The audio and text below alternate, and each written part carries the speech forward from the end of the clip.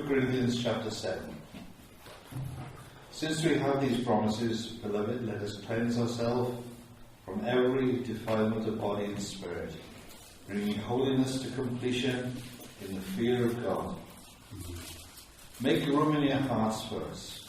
We have wronged no one, we have corrupted no one, we have taken advantage of no one. I do not say this to condemn you, for I said before that you are in our hearts, to die together and to live together. I am acting with great boldness towards you. I have great pride in you. I am filled with comfort, and in all our affliction I am overflowing with joy. For even when we came to Macedonia, our bodies had no rest, but we were afflicted at every turn, fighting without and fear within. But God, who comforts the downcast, comforted us by the coming of Titus, and not only by his coming, but also the comfort with which he was comforted by you, as he told us of your longing, your mourning, your zeal for me, so that I rejoiced still more. For even if I made you grieve with my letter, I do not regret it, although I did regret it, for I see that the letter grieved you, though only for a while. As it is, I rejoice, not because you were grieved, but because you were grieved into repenting. For you felt a godly grief, so that you suffered no loss through us. For godly grief produces a repentance that leads to salvation without regret, whereas worldly grief produces death. For see with what earnestness this godly grief has produced in you, but also what eagerness to clear yourselves, what indignation, what fear, what longing, what zeal, what punishment. At every point you have proved yourself innocent in the matter. So although I wrote to you, it was not for the sake of the one who did the wrong, nor for the sake of the one who suffered the wrong, but in order that your earnestness for us might be revealed to you in the sight of God. Therefore we are comforted. And besides our own comfort, we rejoice still more with the joy of Titus, because his spirit has been refreshed by you all.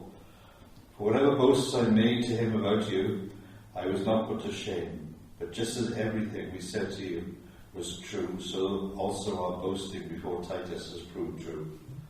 And his affection for you is even greater, as he remembers the obedience of you all, how you received him with fear and trembling. I rejoice, because I have complete confidence in you. God, and a blessing to his word.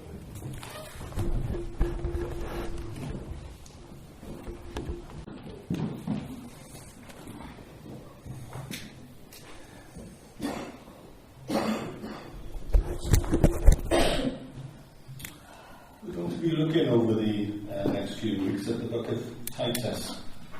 But before we actually look at the book that bears his name, I thought it would be good this week just to learn a little more about the man himself. And following on really after Doug speaking about some of the companions of Paul, and Titus falls into that category, doesn't he? I was quite surprised to find that he's not actually mentioned by name in the book of Acts at all. Quite strange that when you look at such a central role he had in supporting Paul. That's not to say he's not mentioned in Acts. He is there, it's just he's not mentioned by name. But it's quite interesting that, isn't it? You see, it's possible to be an important part of God's plan. That it's his plan and it's his work. And it's God that is glorified, it is God that is honoured. And the prayer of our heart should always be that we can glorify him. And Titus lived a life that was surrendered to God. And let's pick up some of the instances where he is mentioned. Otherwise this would be a very short sermon, wouldn't it, if he hadn't been mentioned at all. So let's turn to Galatians chapter 2.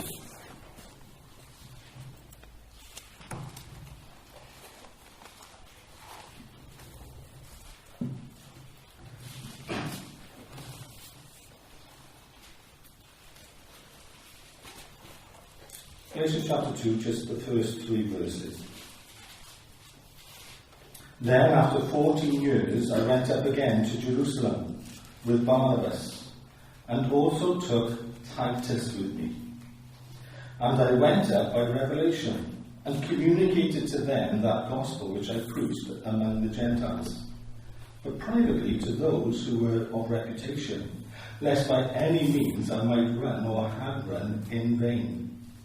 Yet not even Titus, who was with me, being a Greek, was compelled to be circumcised. So it tells us there a bit more about his background, doesn't it? It tells us that he was one of Paul's early supporters, one of his early workers there in Antioch. We see that he travelled with Paul down to Jerusalem. And he's a Gentile. That's obvious from what we have read there as well. So we see that he is not just one of Paul's companions. We see he's one of Paul's first companions. We see that he was actively involved and working with Paul at the very start of his ministry. And it's important that we see that, because some of the helpers that Paul had, they came along at certain crucial times when Paul needed them. But others were constant, consistent, with him through thick and thin. And as we'll see later, literally from beginning to end. And that is the bracket that Titus falls into. He was a faithful companion. He was a faithful friend. And if we want to look at what they travelled from Antioch down to Jerusalem for, just turn to Acts chapter 15. This is where I say he's not mentioned by name, but he is there. Acts chapter 15, the first 4 verses. And certain men came down from Judea and taught the brethren, unless you are circumcised according to the custom of Moses, you cannot be saved. You see how dangerous that would have been. Therefore, when Paul and Barnabas had no small dissension and dispute with them, they determined that Paul and Barnabas and certain others, and Titus is one of them, certain others of them should go up to Jerusalem to the apostles and elders about this question. So being sent on their way by the church, they passed through Phoenicia and Samaria, describing the conversion of the Gentiles, and they caused great joy to all the brethren. And when they had come to Jerusalem, they were received by the church, and the apostles and the elders. And they reported all things that God had done with them. I love that. The things that God had done with them. It emphasises again, doesn't it, that cooperation that we have of working with God, and God working through us. And to know that Titus was one of that group. He had been selected because he was able to share with others. He had something that he could pass on. The joy of his salvation, the joy of his conversion, is something that brought joy not only to himself, but as they travelled down to Jerusalem, they would stop off and they would tell people about all the lovely things that God had done. And Titus was one of that group. So he had a very early exposure to missionary journeys, because actually that's what they were doing. They were encouraging the church. We often think of Paul's main missionary journeys, but wherever he went, he had a mission to preach the gospel and to encourage the church. And Titus had first-hand experience of seeing that working out. But he wasn't just a passive observer, he was also one of the ones who was sharing and had been selected to form part of that delegation down to Jerusalem. We next come across him in chronological order when we look at 2 Corinthians chapter 2.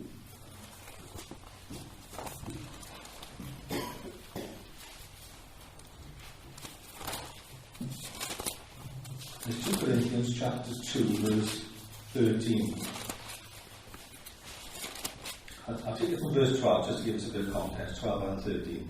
Furthermore, that's Paul, when Paul came to Troas to preach Christ's gospel, the door was opened to me by the Lord. I had no rest in my spirit, because I did not find Titus my brother. But taking my leave of them, I departed for Macedonia. Now Troas is right on the far western side of Turkey. opposite Greece.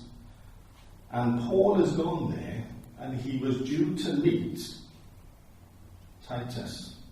But for whatever reason, and we're not told what that reason was, there was a delay. Without mobile phones, they couldn't be arranged, could they?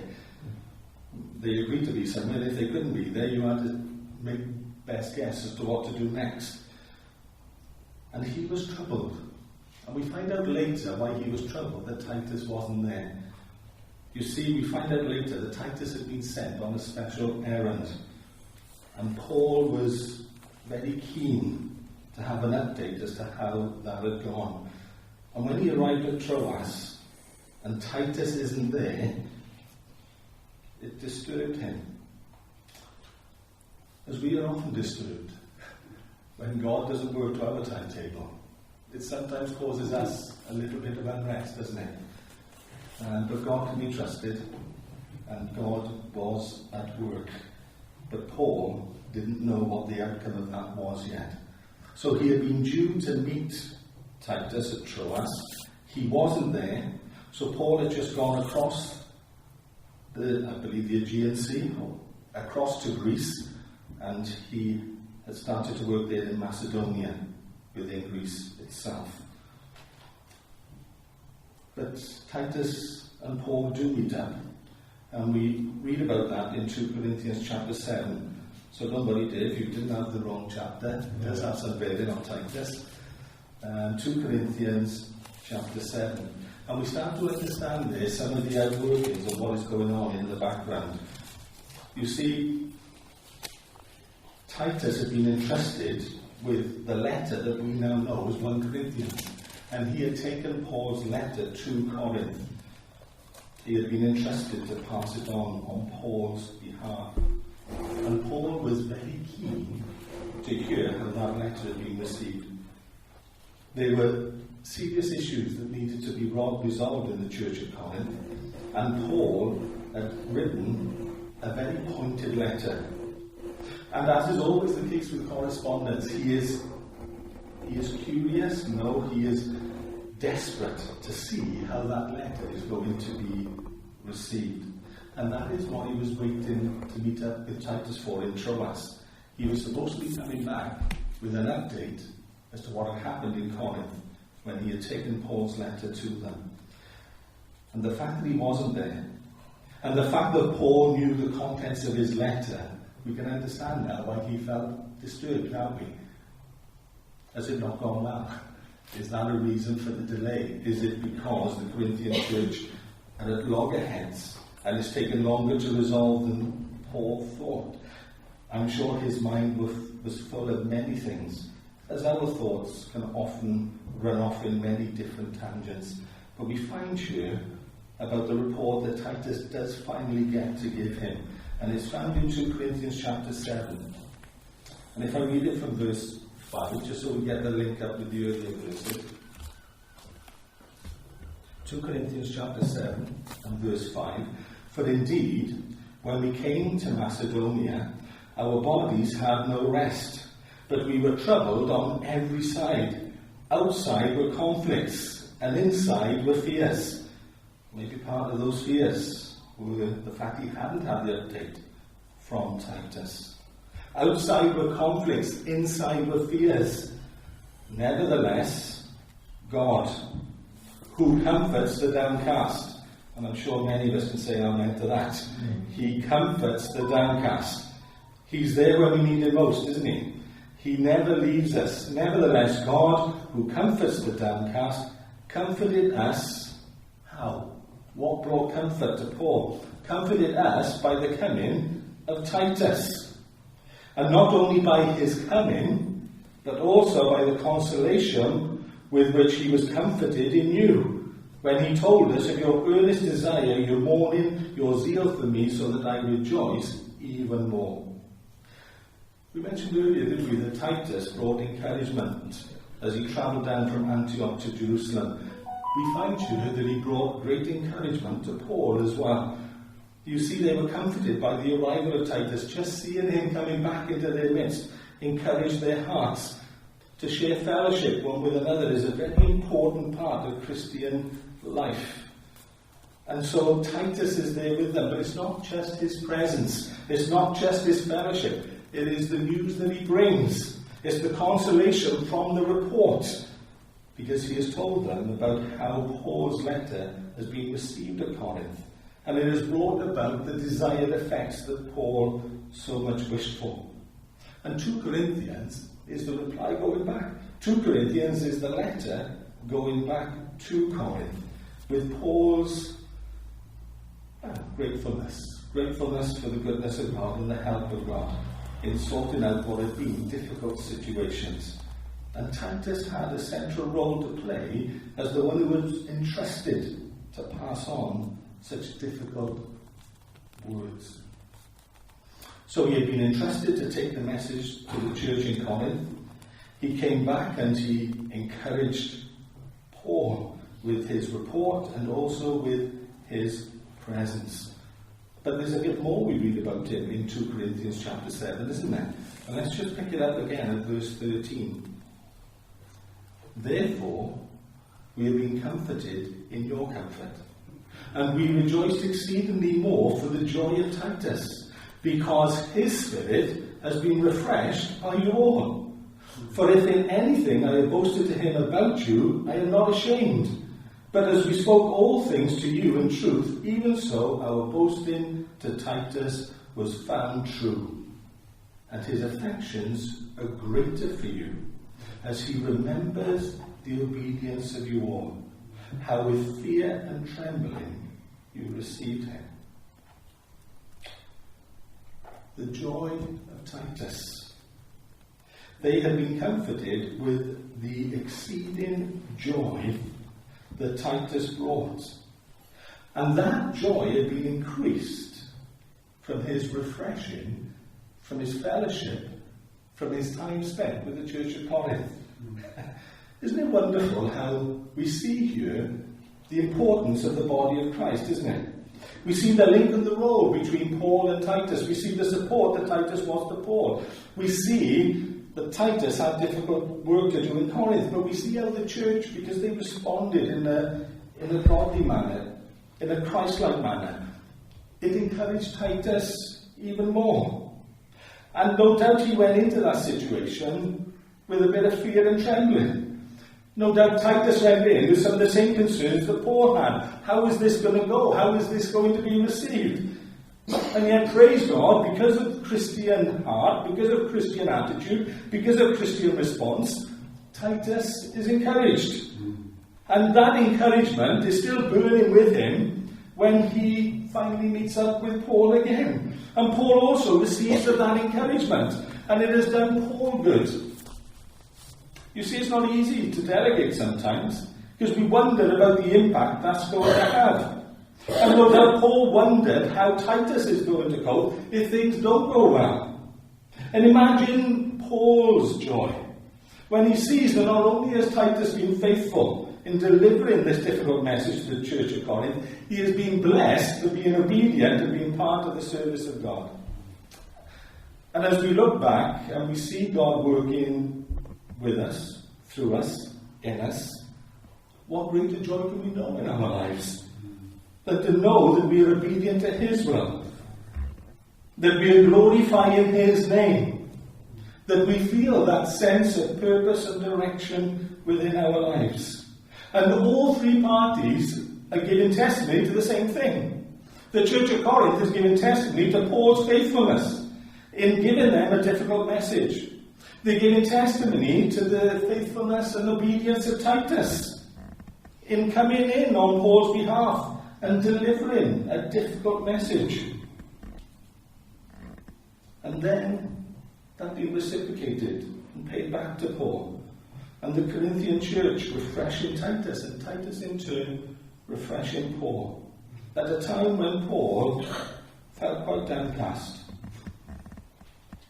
quite discouraged. And he is encouraged by this series of events. But the lovely thing is what it says in verse 15. I really love the fact that it says about Titus and his affections, talking of Titus, and his affections are greater for you. His love for you has grown. And as we spend time in fellowship with each other, as we spend time ministering one to the other, isn't that the testimony? That the bond, the love that we feel for the people of God grows, it expands. And that is Titus's testimony. His affection for the church at Corinth has grown. It's greater now than what it was before. He loved them before because it's greater, so it was already there. He had a love for the church at Corinth before, but because of this interaction with them, his love has grown even greater. And the remembrance of them is something that brings joy to his heart.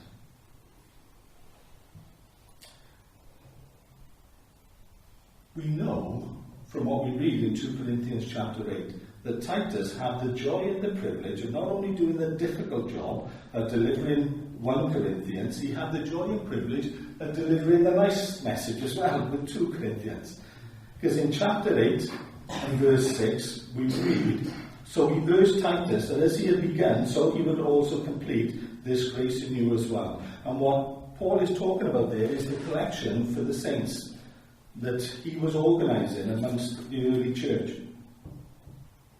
And Titus had brought this need to the church at Corinth. And he was now returning back to Paul to give him an update on 1 Corinthians, but then he was going to go back to the church at Corinth after they'd had time. After they'd had time to reflect upon the need. And he was going to collect from them their part of that gift. You see, it's a very practical thing to be a Christian, isn't it? We pray very much, and prayer is the most important support we can give to anybody. But it's not the only support. They're very practical things that we can do one for the other. And money comes into that as well. How we use our money, how we view our money, it is all part of the plan of God, isn't it? And to be open to the impulses of God and the leading of God as to how things should be spent. And that includes our time. How things should be spent. And so Titus has the joy of going back to his new friends there in Corinth, and he has the joy of seeing their obedience, their practical giving to the ministry of the poor. So his love for them is growing, his interaction with them is growing. He has proven himself to be a trustworthy friend of Paul. Unfortunately, that's not the testimony of all of Paul's supporters. Some of them weren't trustworthy, and yet Titus was. He could be trusted to deliver difficult messages. He could be trusted with very practical supports, with money as well. A trustworthy friend. Trustworthy follower. Not just of Paul, but a trustworthy follower of Christ. This heart for the Corinthian church, let's pick up again in 2 Corinthians 8, verses 16 and 17. But thanks be to God who puts the same earnest care for you into the heart of Titus. There's a testimony, isn't it? Paul's testimony of Titus is that he cares for the church. You see, that's what love does. Love leads to care. Thanks be to God who puts the same earnest care for you into the heart of Titus. For he not only accepted the exhortation, but being more diligent, he went to you of his own accord. We see there that Titus is not being sent with his arm around his back. He's going willingly. He's accepting the challenges, but he's doing things of his own accord. He's doing things from his own free spirit. Yes, he's a support for Paul. He's there to help Paul, but that doesn't mean that he is void of the leaders of God upon his own life. You see, there are some people who will do whatever they're asked to do, but there's other people who will ask what they can do. And there's a difference. There's a difference. And Titus fell into that bracket. He wouldn't wait until he was asked. Sometimes you would just see the need and volunteer. You would see the need and step in. Why? Because he has a heart for the work. It's more than just a knowledge of what should be done. It is a heart for the work. It is a desire and an impulse to want to do it. And he feels that. And his love for the Corinthian church has grown. His love for the work of God has grown. And his involvement in it has led to that growing even more. We're not going to look too much at Titus, at the book itself. But there are just 2 verses at the beginning and end that I want to have a look at. Just as part of his story. As part of the background as to this lovely man of God.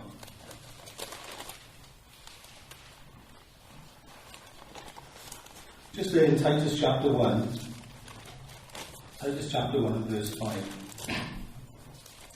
For this reason, that's Paul, for this reason I left you in Crete. Paul left him in Crete. That you should set in order the things that are lacking, and appoint elders in every city as I commanded you. What does that tell us about Titus? It tells us a bit about his consistency of character, doesn't it? Paul knew that he could trust him with a letter to the church at Corinth. Paul knows he could trust him to remain there in Crete. No doubt it was difficult sometimes for Titus to be left to do something as he watches Paul go on. Sometimes we don't want to consolidate. Sometimes to be the pioneer, to be the one pushing on, it just seems more romantic sometimes. But things need to be consolidated as well. And Titus can be trusted by Paul to establish the work there in Crete, to give it order, to give it stability. He's obviously a mature Christian.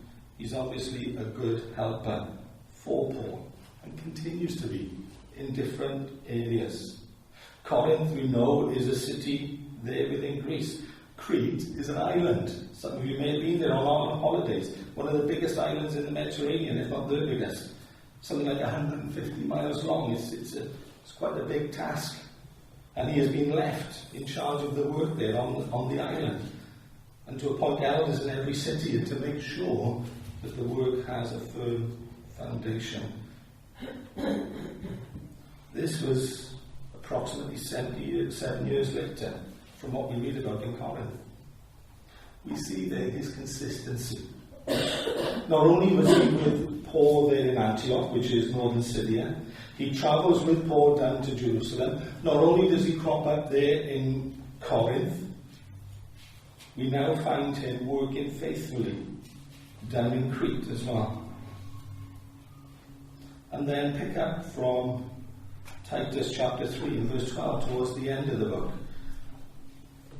Paul says to him, he's going to send Artemis to you, or Tychicus. Be diligent to come to me at Nicopolis, for I decided to spend the winter there. Paul is going to send somebody to relieve him of his duties in Crete, somebody to take over the work that he has been entrusted to start, because Paul wants him back. Paul wants Titus back with him at Nicopolis. Now, Nicopolis is on the west coast of Greece. Corinth is on the east side. Nicopolis is on the west side, facing over towards Italy. And Paul believes at this time he's going to winter there. And he wants his faithful friend with him. He wants his friend with him.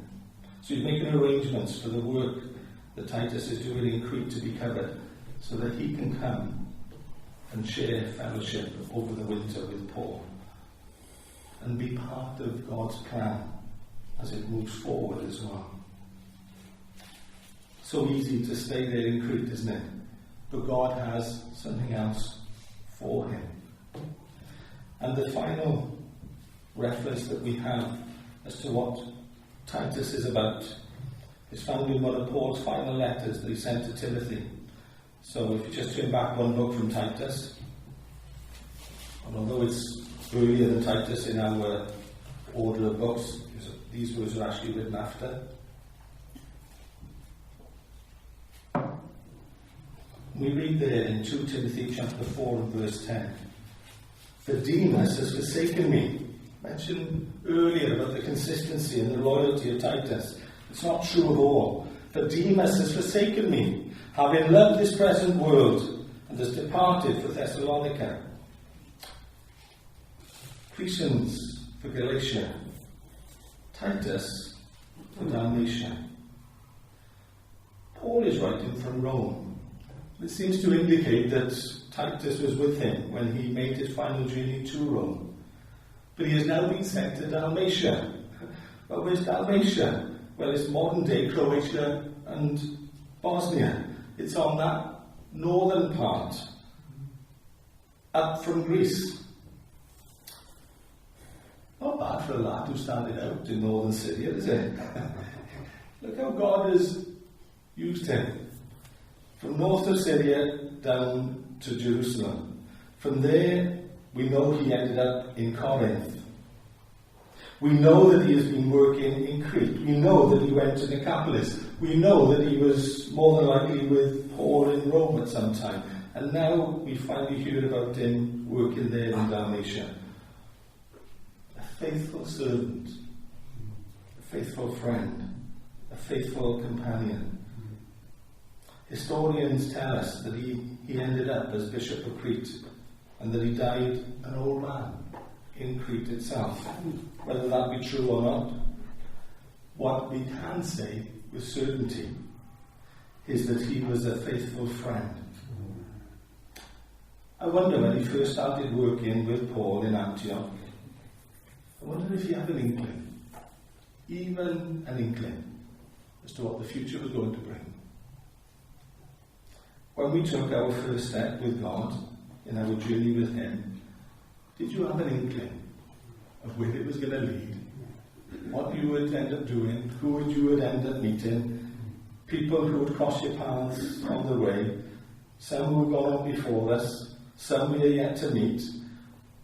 But when we step out in faith with God, when we're obedient to his leading upon our lives, when we live a life for his glory, not for our pleasure, who knows where it will lead? He sounds a nice guy, doesn't he, Titus? He seems to be one of those people who brought a bit of light with him, a bit of encouragement, a bit of joy. Didn't mean he wasn't willing to get involved with some hard graft, but he did it with a joyful heart. And he brought joy to people that he met. And he was an encouragement to them. It's often said of Barnabas, isn't it? The son of encouragement. And we thank God for Barnabas. But there were so many other workers that were a great encouragement to Paul. And over the next few weeks we have a little bit more of a look at what God says to him about his work.